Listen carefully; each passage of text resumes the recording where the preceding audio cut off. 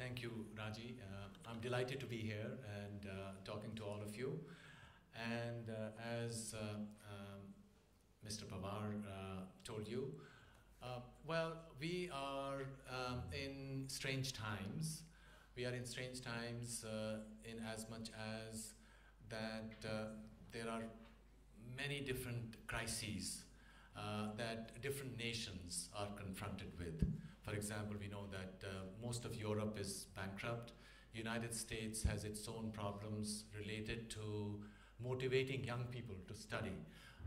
When you go to the graduate programs of American universities, you find in many disciplines such as computer science, physics, chemistry, most disciplines, in fact, sometimes 80, 90, 95% of the students are all international students. So it raises many different questions. First of all, why is what is happening in the West, in spite of all the amazing advantages that education and life in the West provides the youth, why are the youth turning away from those benefits? So this is a perspective, the Western lens, if I might call it that. Now, on the other hand, 90s, when India started getting open economically, and when thinkers around the world looked at the Indian situation and looked at how productive Indians are and how successful they are outside of India, if you just extrapolate it, clearly the conclusion was inescapable that very soon India should leapfrog the other countries who have been successful due to accidents of history and others. And just 5 or 6 years ago, it was very commonly being discussed that possibly in 2050 or so, India would be the most developed or the most advanced country of all the countries in the world. But in the meanwhile, in the last 5 or 6 years, all that has sort of changed. India seems to have fallen off the edge in such conversations. Last week, there was a survey which was much talked about, 500 best universities in the world, and India's number one, Indian Institute of Science, was 376th on that. So this prompts us to step back and ask the question that why might that be so? That's number one. And secondly, what needs to be done for India to reclaim or claim its place in the sun, right? Now, which is where what Raji was alluding to, my personal journey comes in, because if one speaks of the Indian view of the world or the Asian lens, of course, the question that might be asked is that, well, there is no single lens, or even in India, there is no single vision of what India is. And after all, each one of us has a certain perspective, a certain view, which we try to actualize through the choices we make, whatever choices that we may be given, and we pick and choose out of that. Now, my take on all of this is that we have transitioned from a secure space which existed around the world after 1945, after the Second World War took place, and there was unprecedented growth in all, not just countries in Asia or Africa, but in the United States itself, because the United States itself had seen terrible poverty in the 1930s during the period of Great Depression.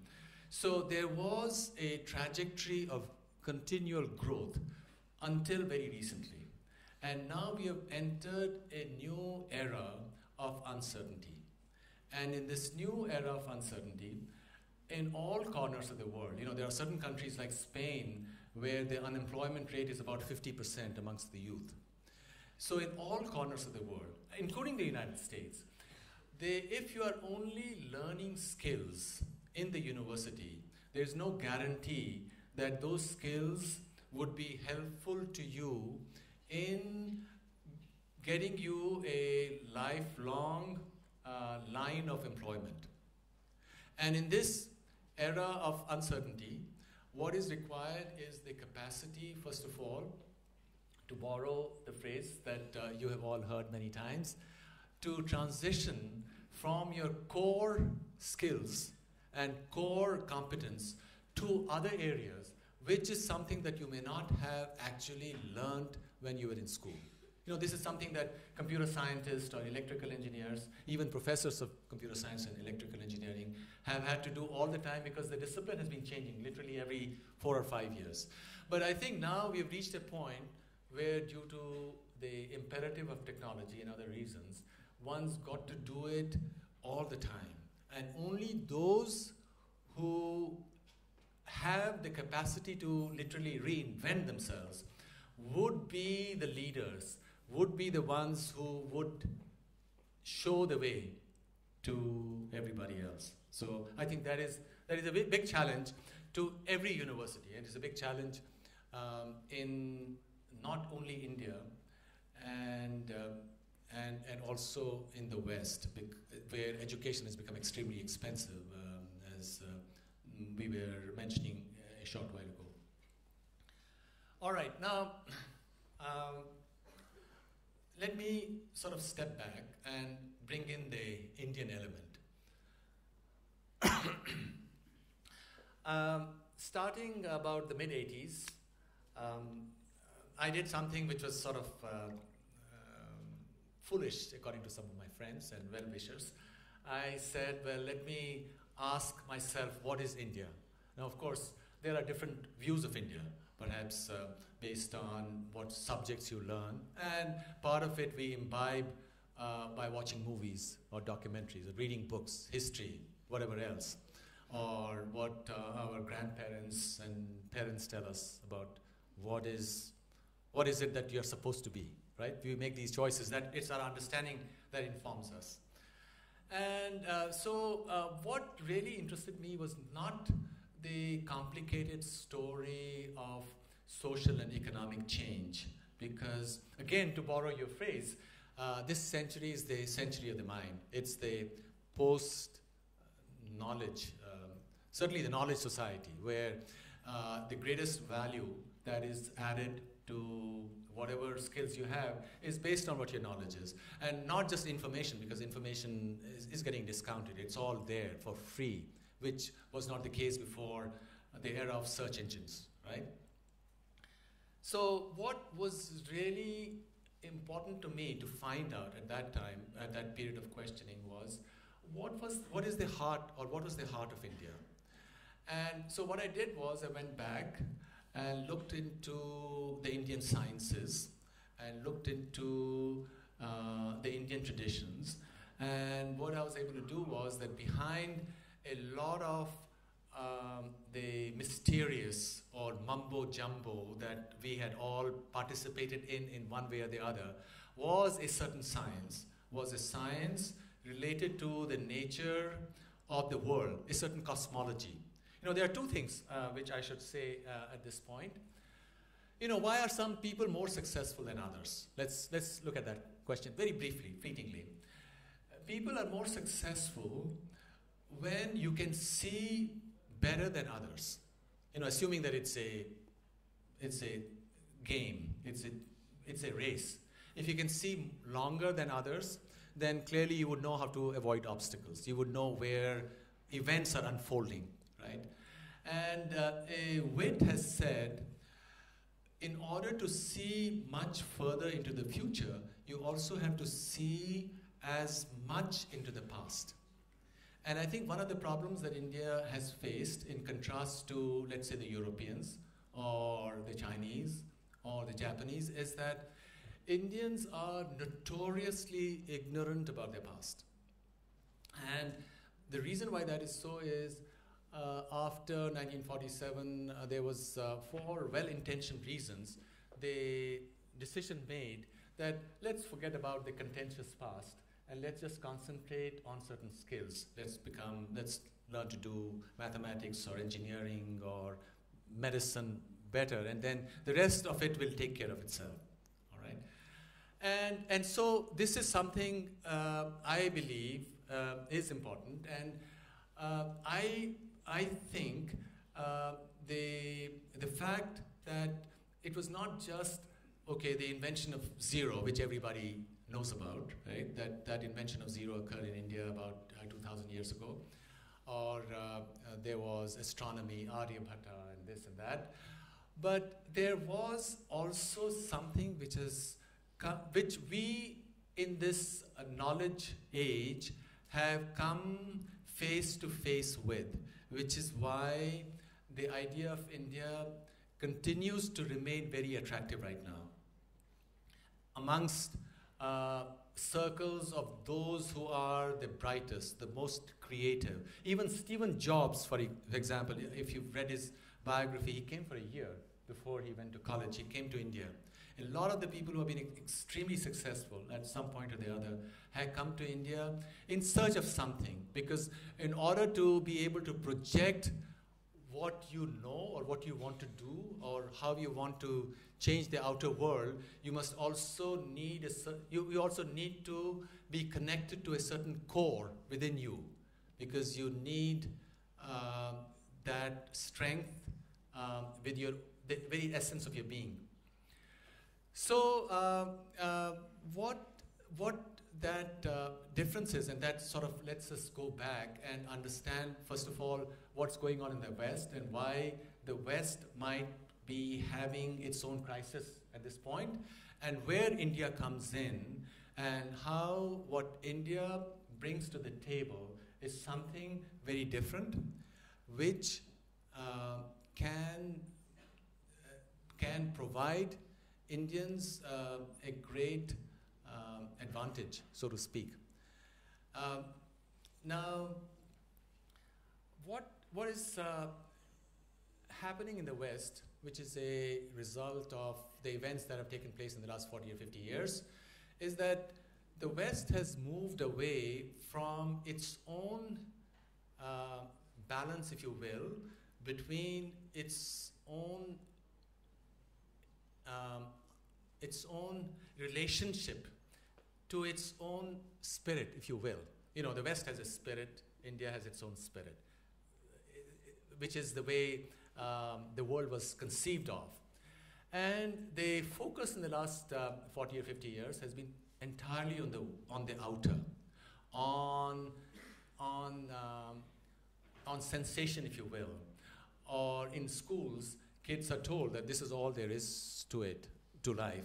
So a lot of the people find that extremely distressing. That's why they turn away. They turn away to drugs because they're looking for something else, because they know there is a certain mystery which they know in their bones, but they are told that there is really no mystery.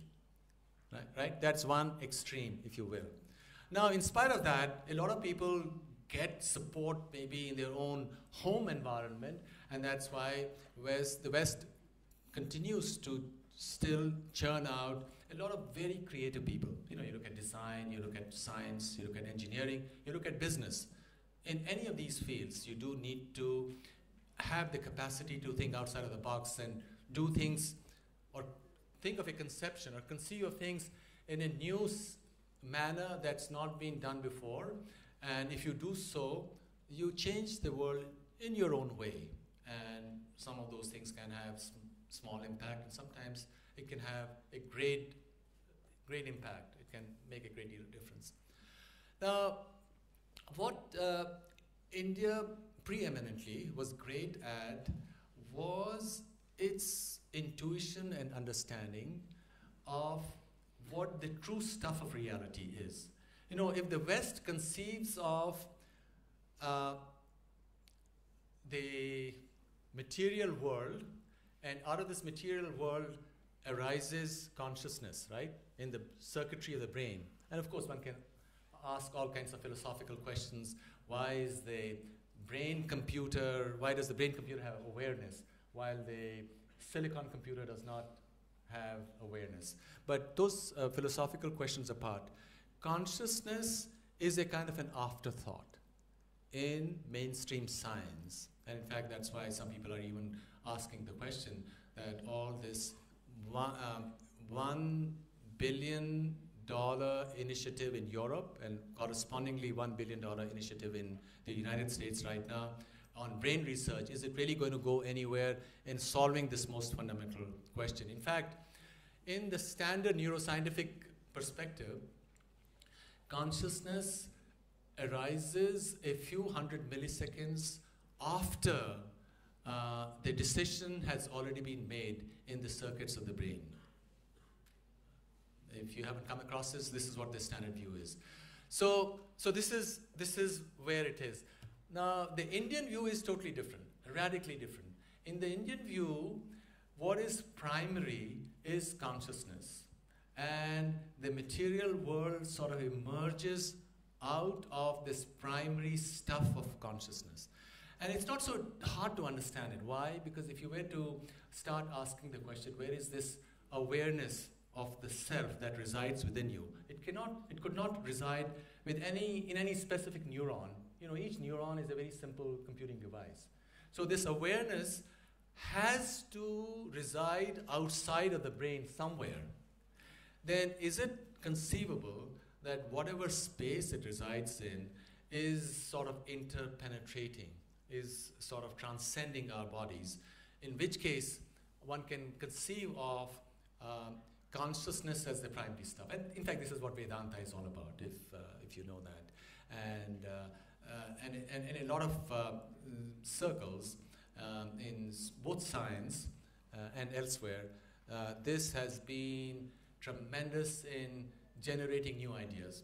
As example, the deepest scientific theory that exists is quantum mechanics, right? In physics, you have the theory of relativity, a general theory of relativity, which is the theory of gravitation, and then you have the other theory, which is called quantum mechanics. You cannot have chemistry without quantum mechanics, then you cannot have biology without chemistry. Of course, the old-fashioned idea was that chemistry arises out of physics as an emergent property. You know, as there is greater complexity, some new phenomenon arises. So our biology arises out of chemistry as an emergent property, right? But what's interesting is that one of the two creators of quantum mechanics was an Austrian physicist named Schrödinger, if you've heard of him. And Schrödinger came by the basic idea in quantum mechanics in 1926 or 1927. And at that time, physics had reached a kind of a wall. They didn't quite know how to solve that problem of why doesn't an electron fall into the nucleus, because the electron is negatively charged, the nucleus is positively charged, there should be force of attraction, right? And the electron should fall into the nucleus, and therefore atoms should not be stable. So Erwin Schrödinger, in his autobiography, he wrote in the 60s, late 60s or 70s, claimed that the fundamental idea of quantum mechanics, which is the idea of superposition, which is that many different possibilities can coexist at the same time, came to him from the Upanishadic Mahavakya, I am Atma Brahma. There is a statement, Mahavakya. The Upanishads are these prose commentaries on the Vedic texts. And the Upanishads, in these prose commentaries, express the deepest intuitions in terms of these vakyas, in terms of these statements. And one of these is, I am Atma Brahma, or this Atman is the entire cosmos, which is, of course, ridiculous if you were to use ordinary logic. But Schrödinger realized that a single object should be a superposition of all possibilities, which is really the heart of quantum mechanics. There are two principles. One is that there are all kinds of possibilities which exist at the same time. And secondly is that when you actually interact with it, you are able to access only one of these two possibilities. So at least in this sense, although you might, if you were to be very skeptical, you might say, well, it's a general thought. and therefore not further, and not any further should be read into it. And I won't necessarily quarrel with it. But certainly the whole question of what is mind, what is awareness, are the questions that were discussed most deeply by the rishis. And those are precisely the problems that confront society all around the world. Last year, I was at a panel at a meeting in California, and there was this interesting gentleman. Some of you may have seen him in Hollywood movies. An actor named Jim Carrey. Have any of you seen Jim Carrey? Right? He acts over the top, right? I was totally amazed that he's actually a most thoughtful person when he speaks about things that concern us. He's an extremely thoughtful person. And the whole question of education came up in this particular panel. And people had different ideas. And finally, what came up was this old idea which is central to Indian thought, but which was also articulated by people like Socrates or Plutarch in Rome. And there's a statement attributed to Plutarch. Plutarch was this novelist, not novelist, a prose writer from ancient Rome. And he claims, and it's relevant here in a university, and he claims, and this goes to the very heart of what education is. He says, the mind is not a vessel to be filled. It is a flame to be lit. Right? A lot of education, which is what is making people with degrees hobbled in their search for jobs, is that they only have certain facts. They know their facts. It's like a vessel where the mind, okay, I know this and this. But that's really not good enough. Because if the mind is viewed as a flame to be lit, it's that light which should provide you the capacity to go out into the unknown future. It's unknown to everybody, because what we believe is all settled has the strange habit from time to time of not turning out to be. You know, look, if you look at American history, the 1920s were called the flying 20s. There was extreme wealth, parties, you know, this and that, and then suddenly the bottom fell out. The 30s, there was extreme poverty, even in the United States, with the incredible physical resources it possesses. The whole economic system of the world, as you know, ground to a halt in the 1930s. And it took the Second World War for all that to change. And to make sense of what is going on around the world, you know, with increasing automation, clearly fewer and fewer people have to work in factories with their hands, because there would be, maybe in the next 20 or 30 years, there will be robots doing everything. Then what are people to do? How are people to, first of all, navigate their way through all the uncertainty that personal life to every individual shows itself to be, but also through the thicket associated with whatever might be happening in society.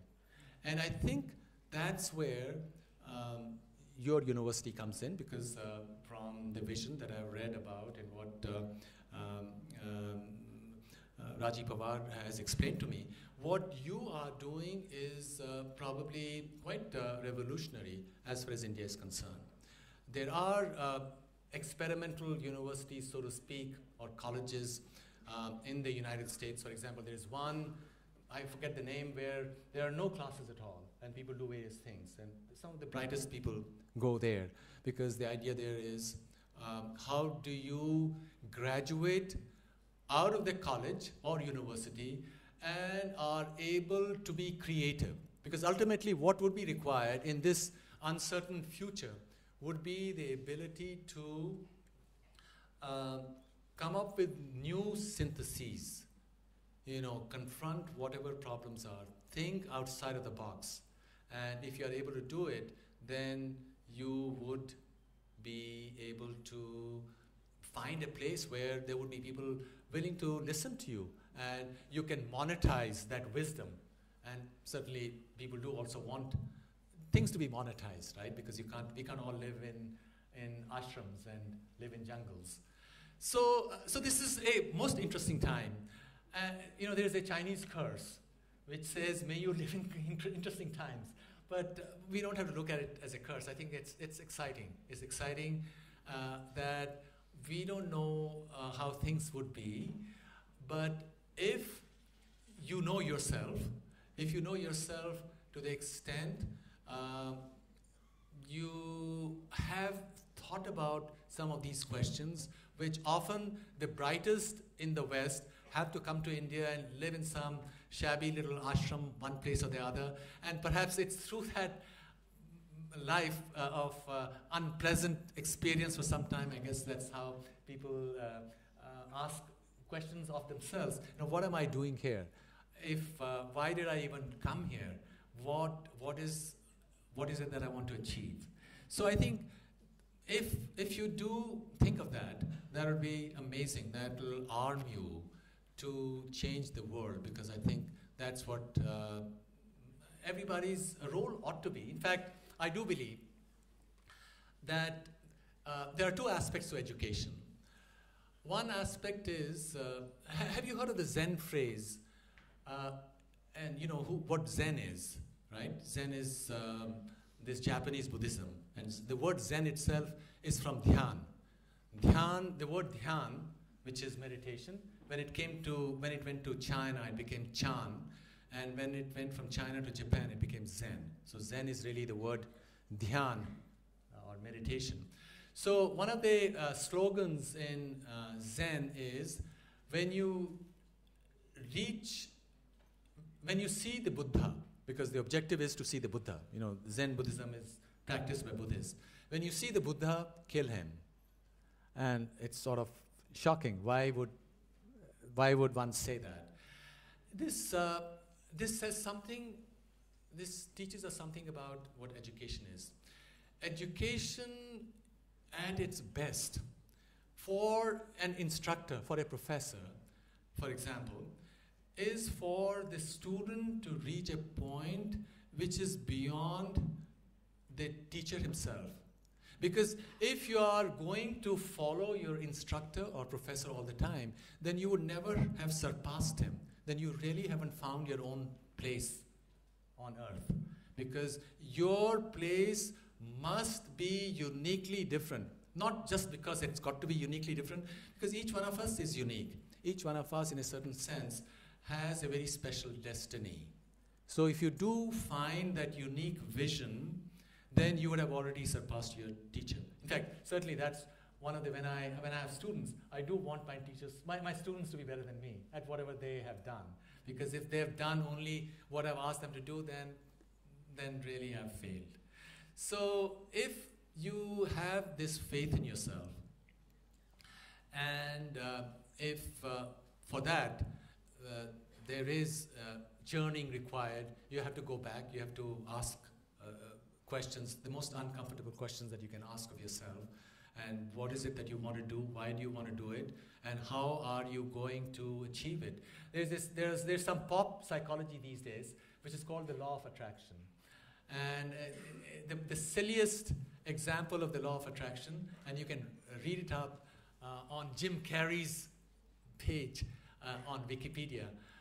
When Jim Carrey was very poor, he wrote himself a check for $10 million. And he walked around with this check on a non-existent account for 2 years. And 2 years later, he received a real check for $10 million for his role in that stupid movie called Dumb and Dumber, which some of you might have seen. So what it really means, there is a finer way of talking of all of this. In Sanskrit, that is the word called sankalp. The word kalp means creation. Sankalp is a creation that you have made for yourself. So you have to first of all envision something. And envisioning is one creation. And once you have done that sankalp, That's only after that that you can hope and aspire to achieve that.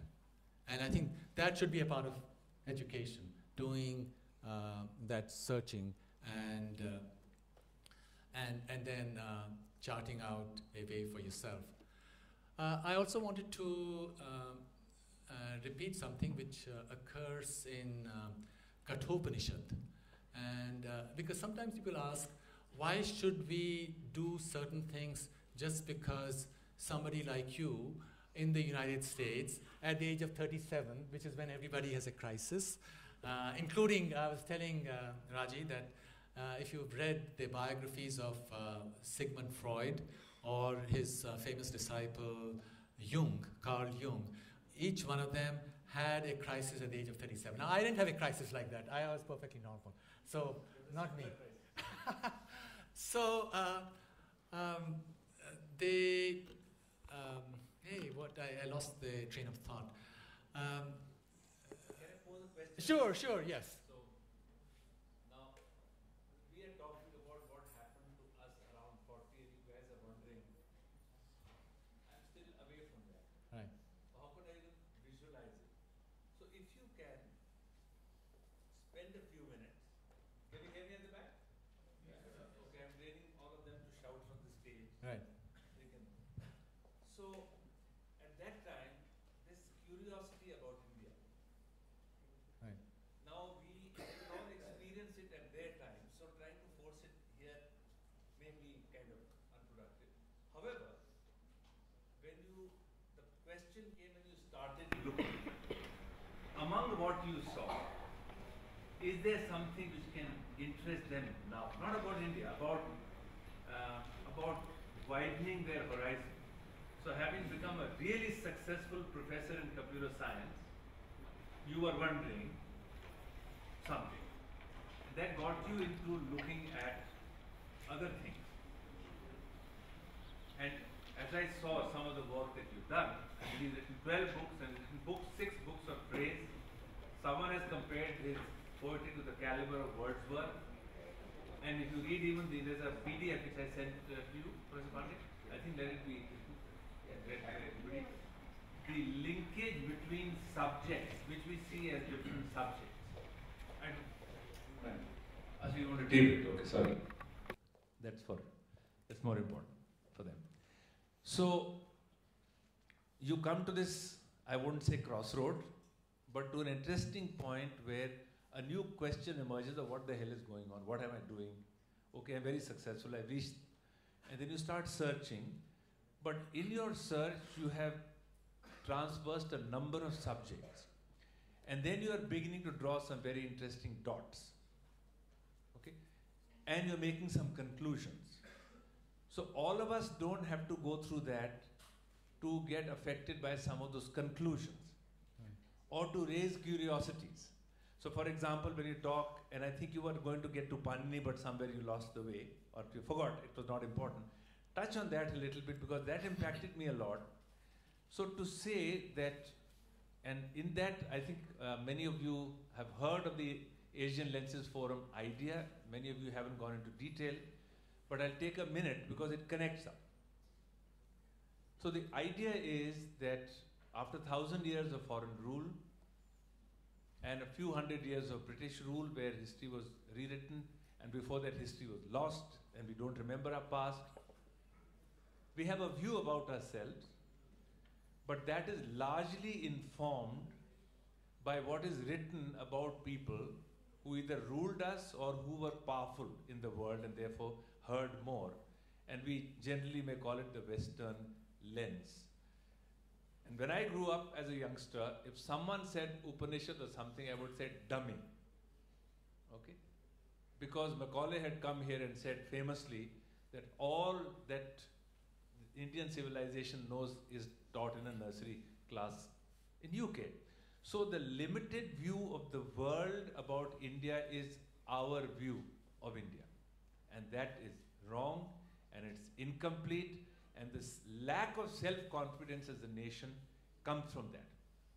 Now, post-91, we are beginning to form a new view of ourselves, a very limited view, And you may want to connect to, if you were thinking about programming and the programming now, I don't know, you talked about that at some point.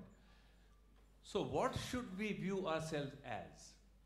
How should we see ourselves in our own eyes? That is the purpose with which we are starting off the Asian Lenses Forum as an area of study. And it is in that context that actually, it's so relevant to understand Subhash's views and thoughts. So I think just bringing that into perspective, rather than they're waiting till 37 and getting their fundamental questions. No, not at all. Okay, good. 2 or 3 threads. The first thread, it's generally believed, and I think this is the Western lens, generally believed the last 150 years in India, our British rule was great because they gave us the English language, which is what we are using to communicate with each other. हम हिंदी में भी बोल सकते थे, लेकिन इस समय हम भाषा speech की English है. So one is the English language. The second is the system of laws. And a previous prime minister went to Oxford and said India would not have been what it is but for the English language and for the system of laws. Right? But actually that's all wrong. Look at South Korea, a small country. 60 years ago, South Korea was much more poor than India. In 60 years, they bootstrapped themselves and become a developed country, right? So they don't have English language. So I'm not saying that we've got to turn history, turn the clock back and abandon the English language. But what I'm saying is that this particular view that we have a very special advantage because Indians are very good with language and therefore they can master English very well, and there's some great writers, Indian writers, writing in English, which gives us a very special advantage. Personally, I don't think that's true. Now, what happened in India, and this is a brief, small point. What happened in India after 1790 or so, according to economists, and economists can do this by extrapolating from certain contemporary data, that 20% of the world, 20 to 25% of the world trade around 1790 or 1800 was Indian. And what happened in the British rule was that there was the Industrial Revolution that took place in Britain, and India was overtaxed. There was no investments made which would have helped India also take fruits of that Industrial Revolution. And therefore, India became progressively poorer, so that by the time the English left, India's share of world trade had fallen to about 1% from 20%. So that is what was one of the proximate causes of India's horrible poverty 60 years ago. Now that's one point. Second point, I want to bring in some mythology, and this is a story I like to tell my American students, and they love it. And the story is, from Ramayana. And Ramayana, the story of Hanuman. The story is that as a boy, he could fly. And he was a very naughty little monkey. And what he would do is, he would go to these munis and pick up their shaligrams and so on, and pick one from some munis and drop it at some other muni's place, right? So they're very upset. So they placed a sharp on him. And what was the sharp? That you will forget, you won't have the capacity to fly anymore. And some other rishi remonstrated, then this particular muni said, okay, only if you're told that you can fly, would you know how to fly. And this is really a story of each one of us. Each one of us can fly metaphorically, not literally, but we don't believe in it. So the whole challenge is, and this is where Sankalp comes in, you have to have faith in yourself. And that's the Indian lens now. How do you have faith in yourself so that you know to the very bones in your being that this is what you are to do. If you really want to do it, the world will yield. You shall be able to do it. And if the world doesn't do it because you don't believe in it, if you truly believed in what you want to do, what you want to attain, you will be successful. So this is one point. The second point, which was the story about Panini. You know, we hear the greatness and the true greatness of the modern European sages such as Einstein or Newton or Maxwell or the great European writers, you know, the great Russian novelists, for example, Tolstoy or Dostoevsky, and likewise, told to us, and very justifiably so. But according to the really discerning, the people who follow the history of ideas, one of the greatest thinkers who ever lived, who's probably even smarter and deeper than Newton and Einstein, was an Indian rishi named Panini. Have you heard of Panini? How many of you? Oh, many. Okay, wonderful. And what Panini did about 600 BC, he was able to create a grammar for Sanskrit language in 4,000 sutras in his Ashtadhyayi. 4,000 algebraic sutras, which is what the Sanskrit grammar as enunciated by Panini, which described the language completely, which has not been equal to date for any other language. And according to historians of thought, what Panini did was like a computer program, because these are rules, like a program. You go down and then you have to sometimes go back up. There are rules and there are meta rules, which are rules about rules.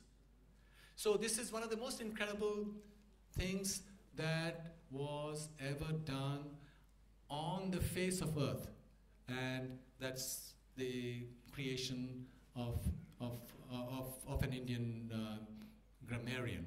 And there are a whole lot of other people. For example, calculus, as we know, was created in Kerala around 1400, 1300 by what is now called the Kerala School of Mathematics and Astronomy. And there is a BBC multi-series show which was shown last year or the year before on history of mathematics, which goes into all of this. It's not that there are some Indians who are standing up and, you know, bragging and saying that this is what we did. No, this is generally accepted. This is accepted by historians of mathematics and so on. So that we are a part of a tradition devoted to excellence. A university is all about excellence. In fact, this is where Kathopanishad, I was talking about Kathopanishad and I lost the thread. And this is something that Swami Vivekananda liked to repeat often. And this is at the end of the Kathopanishad where where it's stated, Uttishtat Jagrat, Prapya Varana Nibodhat. What it means, Prapya Varana Nibodhat means from the best. The Varans are the best. Right? Take instruction from them, which means that be devoted to excellence. Because there would be all kinds of thoughts, and somebody would say, now do this or do that, or take the easy way out. There is another ancient book, one of the Aranyakas, which explains what is the difference between Satyayug and Treta and Dwapar and Kali Yuga, right? We are supposed to be in Kali Yuga. These are not times or ages. Here was Satyayug, and that was followed by Treta and so on. What it says is this: if you are lying down, that is Kali Yuga. Lying down meaning you are lazy. You know, sometimes people say, well, maybe such and such society is not successful because people are not industrious. If you are lazy, if you're not doing anything, you're not standing up, that is Kali Yuga. If you sit up, that is Dwapar. If you stand up, that is Treta. And if you are walking, that is Satyayug. Charai vetis. Therefore, keep on walking, right? And therefore, what is required, and you know, that's where the Chinese, they're very industrious, wonderful, or the Japanese, very industrious, or the best in the West are extremely industrious. And that is something that we have got to honor. When we are growing up, and I was growing up, the smart people that we would meet in social situations would brag, And they would say that, look, I've got this job, but I don't do anything at all. And my supervisor doesn't know it. I don't do anything. It's wonderful. So the whole idea was to show how you're smarter than everybody else, that you're getting away for not doing anything at all. But that is sort of ridiculous. That's very silly. And I think if you're really enjoying what you're doing, then you would love to do it even more. And therefore, if you knew what you were doing and knew it in your being, then you would love it. If you love something, why wouldn't you do more of it, right? So that is another aspect to it. So I don't know how much more time do I have, because we do want some questions also. Okay, so we stand at this time all over the world at crossroads. There is tremendous dissatisfaction in the Western world to the very idea that society is going to be taking care of you at some level, not at a level where you would have all the money in the world to buy whatever cars you want to have, but at a certain level, you don't have to do anything at all.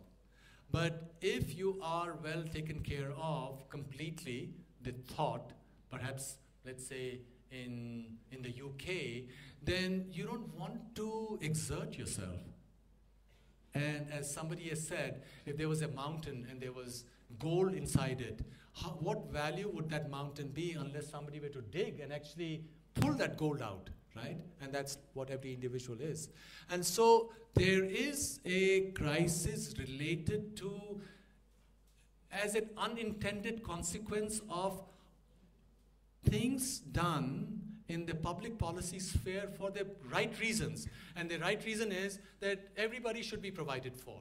But then if everybody is provided for, which is actually a good thing, unless a person is self-actualized, you can also stop exerting yourself. You can sort of sit down. You can get into your personal, lie down. You can get into your personal Kali Yuga, right? You see that?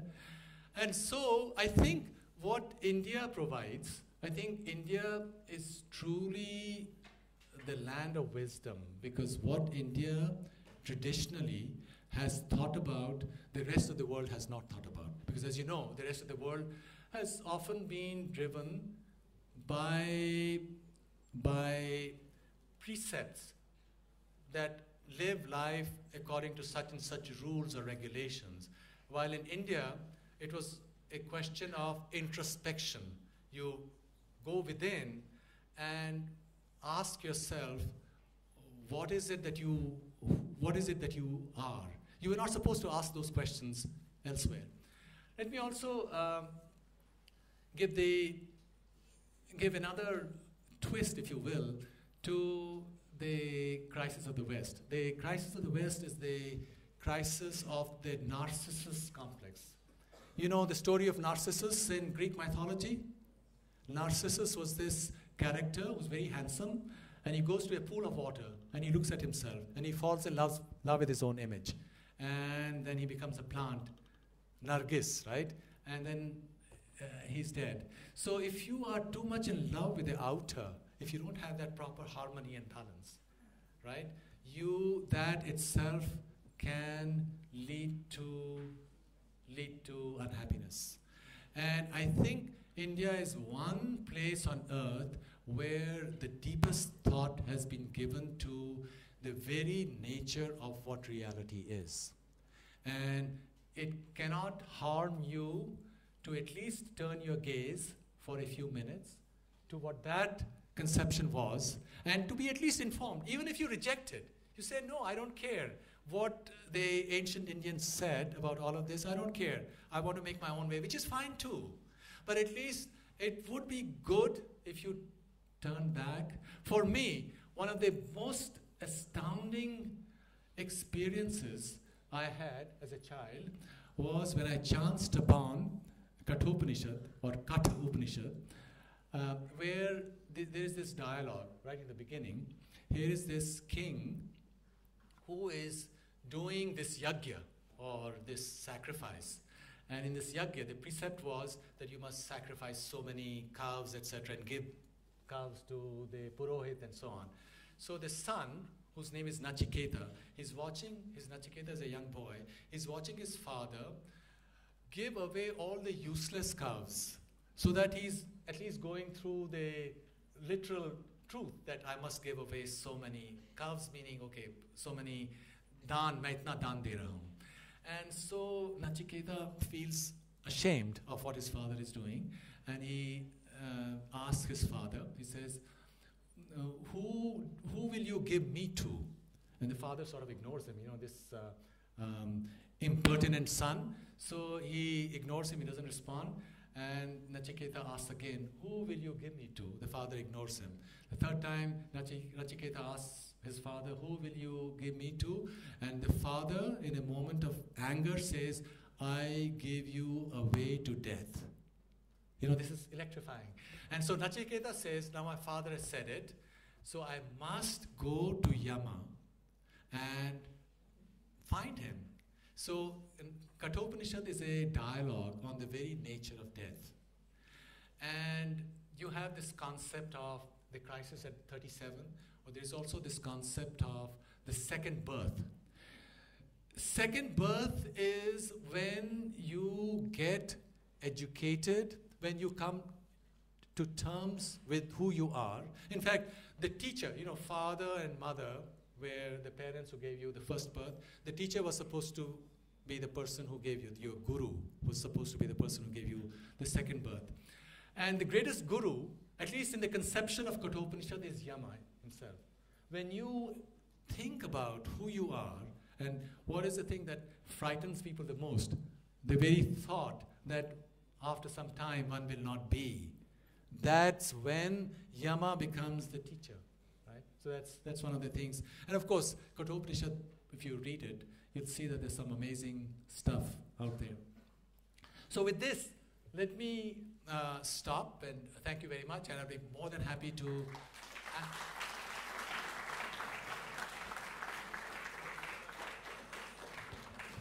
take this further. Yeah, you can come here. Oh, sure. You can come here now. Thank you. And do we have mics for the audience? Okay.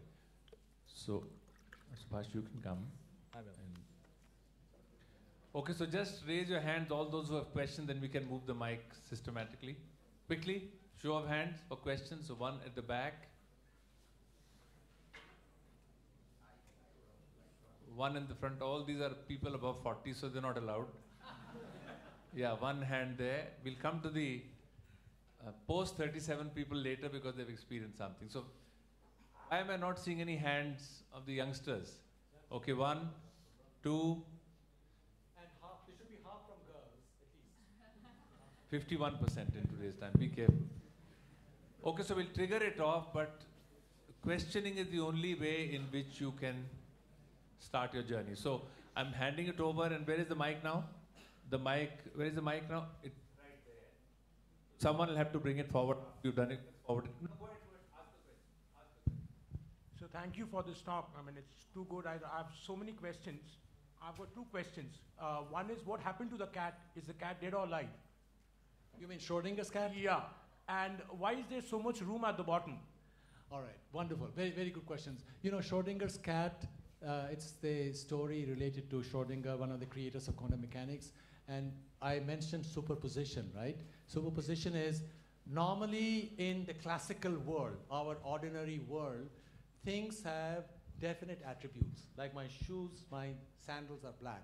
In the quantum world, I can have a pair of sandals which would be black and red at the same time.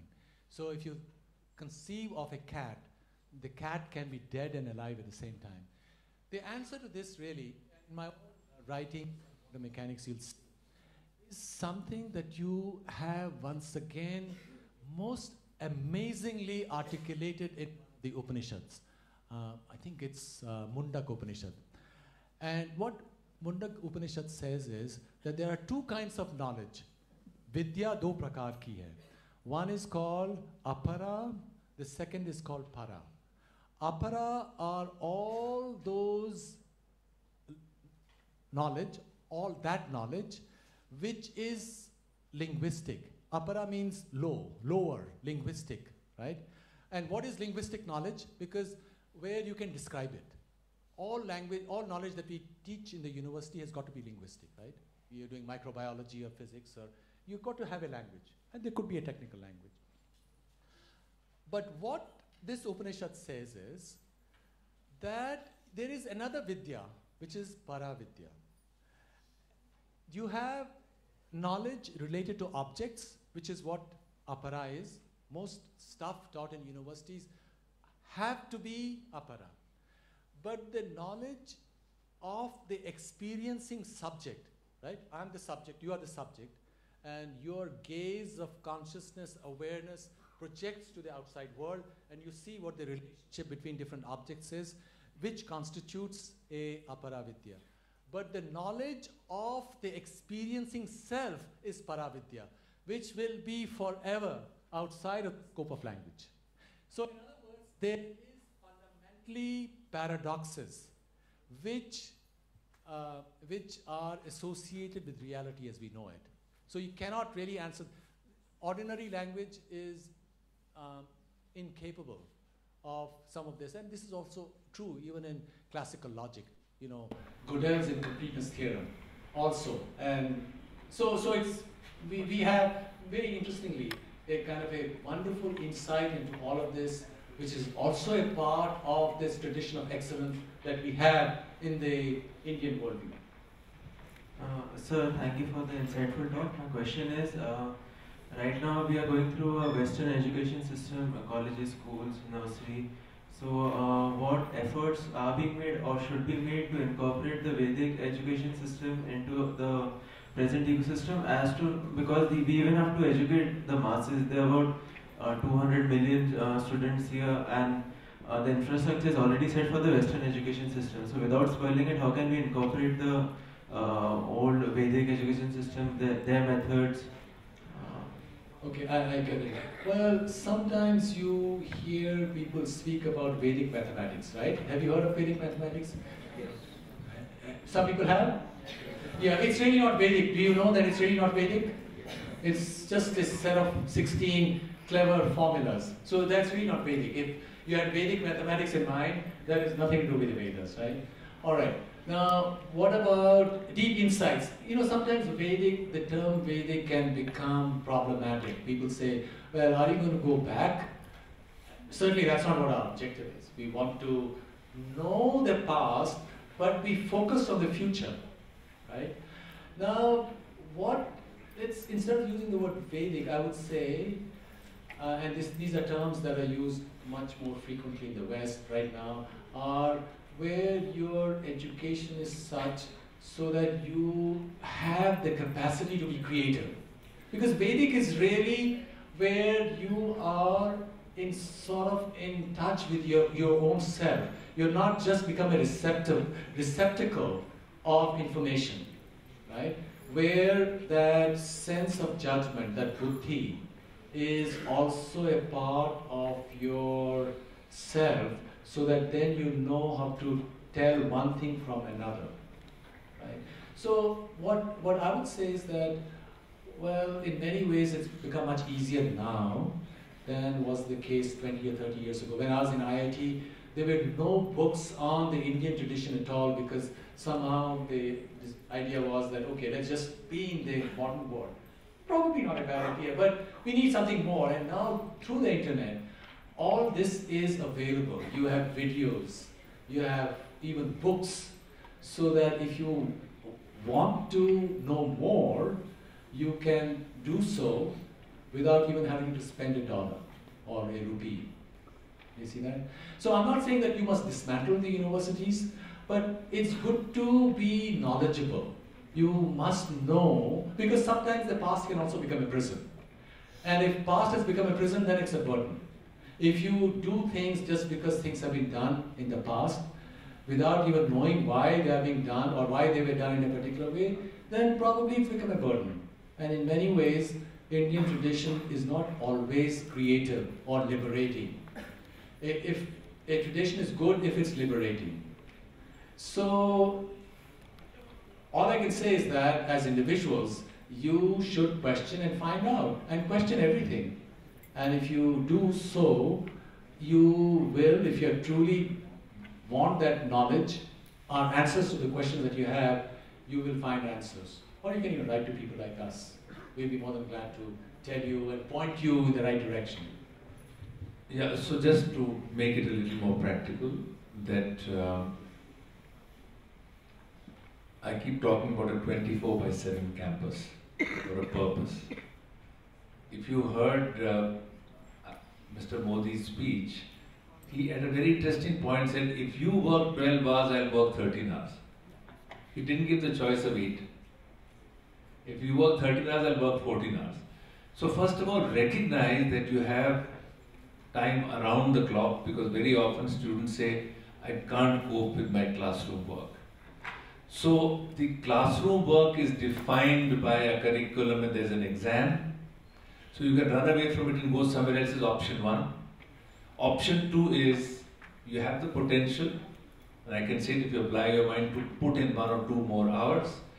And the job here for NU is to create some opportunities to engage. That engagement can happen on many different fronts. So when you say you're doing computer science, nothing stops you from sitting into a subject which is nothing linked to you. Open a window. Nothing stops you from going and seeing how the sewage treatment plants work. Open that window. Nothing stops you from going and seeing why the hell are the trees with this fertigation growing faster than the one with pure water. Nothing stops you. So I think that curiosity has to be your own initiative. But structures are being created. So the Asian Lenses Forum is the beginning of such a structure. And we are waiting for many of you to raise your hand. I remember when I met the first years and the first day here, and I was very, very amused and happy to know that many people who never heard that term formally asked that what are we doing, what is this going on. So the curiosity is your starting point. I think that's where is the message is going. Then we are creating opportunities. So we are looking at this Asian Lenses Forum. A guy called Jean-Pierre Leman, professor, will be coming here in November. He comes twice in a year. We will do an event. We are already doing a little thing at a certain level. Anuradha is working with the Japanese in the neighborhood. We're trying to go to the village community. So outside your curriculum, you have time.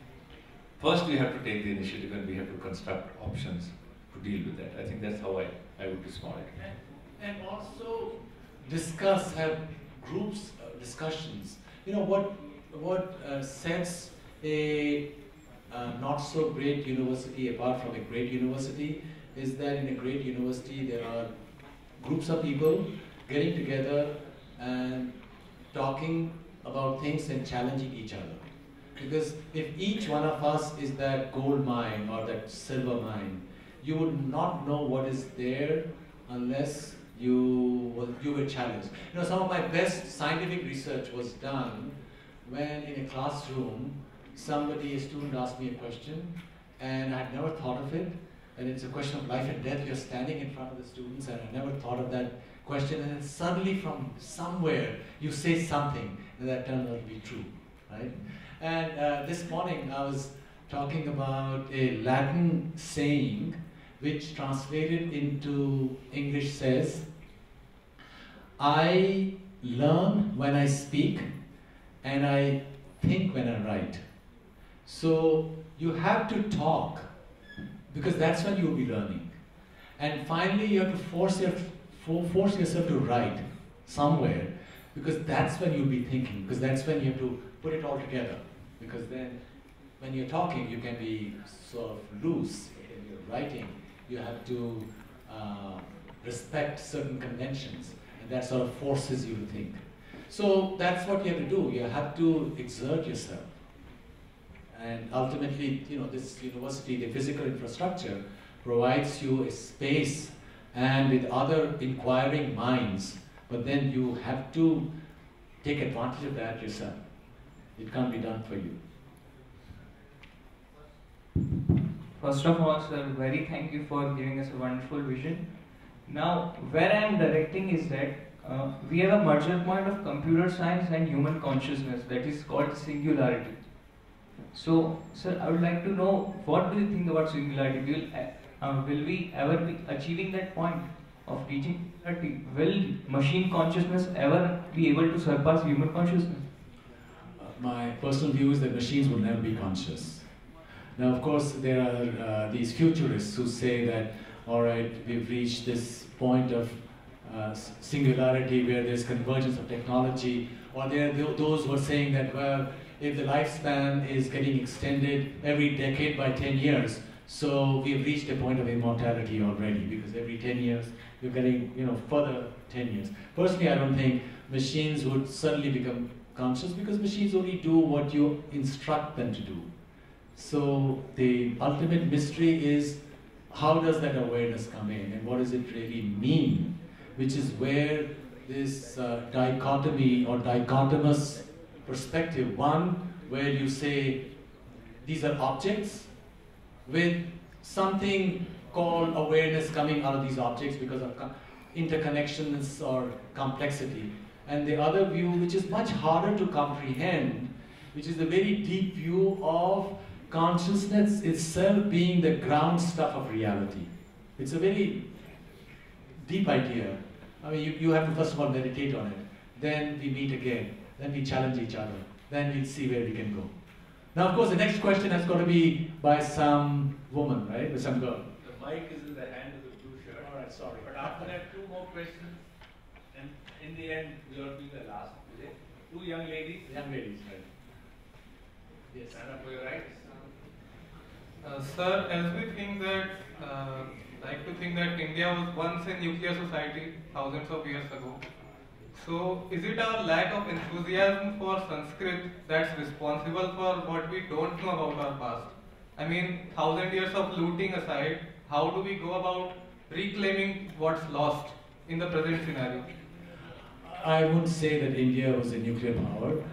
Certainly in the Mahabharata and other epics, there is this human imagination, Brahmastra and so on. That doesn't mean that we must take all that literally.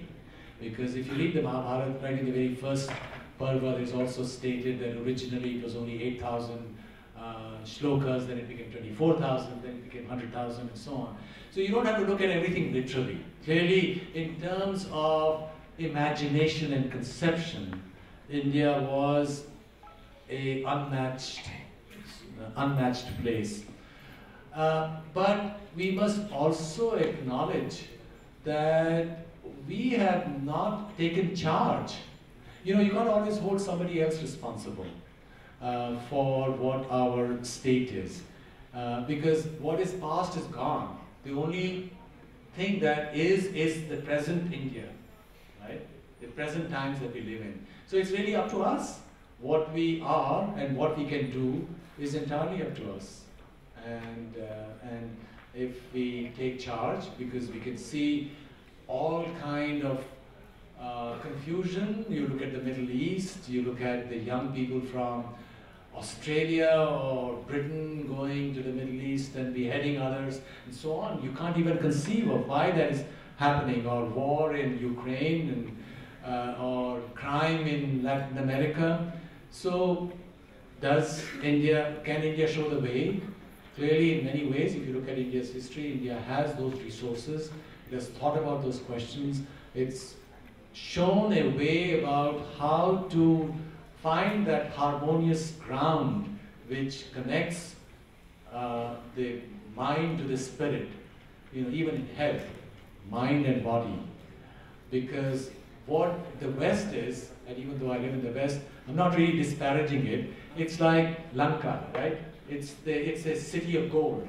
But the city of gold also cannot provide all the happiness that people want. And that's where I believe India's special role is. Young ladies. Any young lady has a question? Here, okay. Is there another mic here? Another mic here?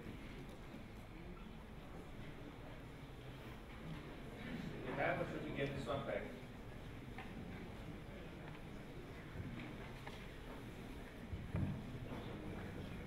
Yeah. And that mic, if it can, will it move on? Yeah. Great. Firstly, thank you, sir. Firstly, thank you, sir. I I would want to ask, and I'm very curious about this, that why has the West suddenly turned towards India, including the economic and education perspective? Okay, well, two answers to this. First of all, it's not, the fascination about India is not recent. If you read the Greeks, when Alexander came, and when he returned, he died soon afterwards in Babylon, but when he returned, he took philosophers or, munis or whatever with him. So even the Sumerians, they said the place of knowledge was in the east. So India has been over history known as the land of wisdom. Napoleon Bonaparte very famously said, he said the English are a country of shopkeepers, the French are a country of warriors, Germany are a country of philosophers, and if one were to extend from what Napoleon said, I believe it's generally been recognized that India is a land of wisdom. And from India, in fact, even earlier, normally one thinks that the West became aware of India at the time of the Greeks, and certainly 300-400 years ago, after Renaissance, the Western philosophers like Schopenhauer and many others, Nietzsche and others, they discovered India, and they created philosophies where the whole idea of the being became central, like Brahman in Sanskrit.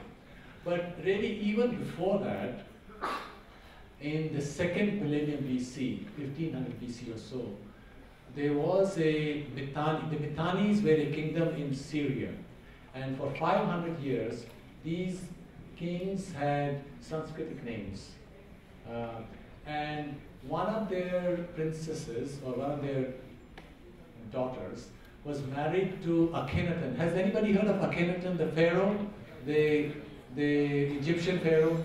Akhenaten was the guy who's supposed to be the first monotheist. He walked away from the old Egyptian religion, and he had this idea of the Aten, one single god, the disk of the sun. Well, what's interesting is that in Amarna, where Howard Carter in 1930s dug up and he found on the wall a certain hymn to art in Britain, which finds, for some of you it might appear very esoteric, which finds an echo in the 106th Psalm of the Old Testament. I wrote a long chapter on it. I was asked by Professor Govind Chandra Pandey, who's a great historian. He asked me to write a chapter on this for the Encyclopedia of Indian Civilization, of which 100 volumes were published a few years ago. So I argued, with the supporting evidence, that there are hymns in the Rig Veda to Surya, which are very similar to this Psalm, 106th Psalm of the Old Testament. So it's quite possible that the Vedic ideas were central even in the birth of what is now called the Judeo-Christian tradition. So India's encounter with the West has been very old. And in this wishing tree, which all of you, I'd be more than happy if you read it, you'll see all the evidence to it, and you can go and investigate the original sources. And certainly how much of influence India has had on the East, through Buddhism on China, and through Buddhism once again. Not necessarily only through Himalayas, but also by ship. And Southeast Asia. Last month I was in Java at Borobudur. Have you heard of the great Borobudur temple or Prambanan temple? They're both on World Heritage sites. Prambanan is the great Shiva temple in Java. Borobudur is a great Buddhist. It's a whole mountain which is a temple. Or Bali and so on. There's tremendous stuff, and not just in terms of temples, the very idea of cosmology. How do you conceive of the world? And then how do you relate to this world in a constructive way so that you can find your own place of balance, right? Because in this modern world, there are also great seductions, if you will.